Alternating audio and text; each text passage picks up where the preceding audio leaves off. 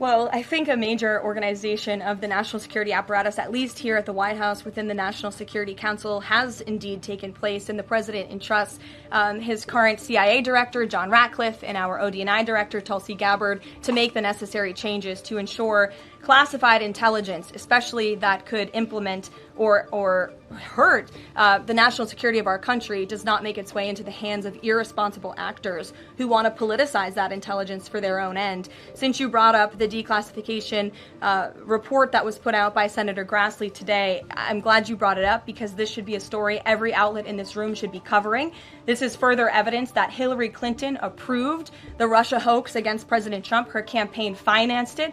Again, she approved it. And the FBI and the CIA were both weaponized to, as our director of CIA has said, accelerate this hoax against then candidate and former President Trump. To answer the heart of your question, the president wants to see justice served, and he trusts the Attorney General and the Department of Justice to implement that justice and hold these people accountable.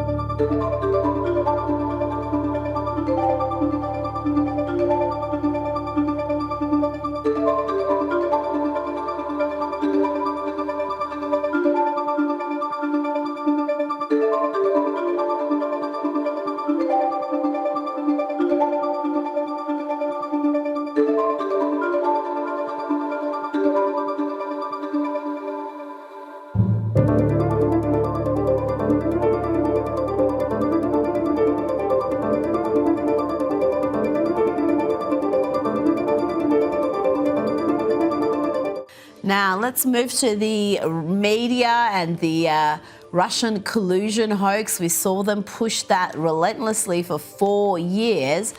But now they're claiming that the revelations contained in the documents declassified by the Director of National Intelligence, Tulsi Gabbard, they're claiming these are just a nothing burger. Here is National Review saying Trump was the victim of a trick here. Really? A trick? A dirty trick? Nothing to see here. What's your response to that, Corey? I mean, the chutzpah of the media who pushed this story so hard, so relentlessly for 4 years. Now when they've got actual concrete facts, they're no longer interested. Yeah, it's just insane. They must have Trump derangement syndrome. This is the same outlet that in 2016, February of that year, they had a cover from their editors saying against Trump. So they've been against him from the very beginning. And yes, he was the victim here, but more importantly, the American people were the victim of this Russia collusion hoax that was pushed for years by the Democrats. And look, they just couldn't accept defeat. And so they pointed to Russia, Russia, Russia. And by definition, Tulsi does have new evidence and new information. She has declassified documents. So of course there's new information here. And so it's just baffling to me that you have some people in the media trying to pretend like Obama didn't have anything to do with this. There's going to be an investigation. I'm glad Tulsi is pressing on this issue, and we'll see what comes of it. But I mean, it's very obvious. It doesn't seem like there was Russian interference, and Barack Obama and the Democrats, they continued that narrative as long as possible. Well, they didn't just continue it, they manufactured it, because the reports came in whilst Obama was still president, but Donald Trump had won the election. He was waiting for his inauguration. And the reports came in saying, no, Russia did not hack the elections. They didn't try to get Trump over the line. And Obama and his team decided, well, we're going to manufacture the evidence. And these documents really detail at great length how that happened and how one event led to another. So for the media to not be curious about this, I think, is an absolute indictment.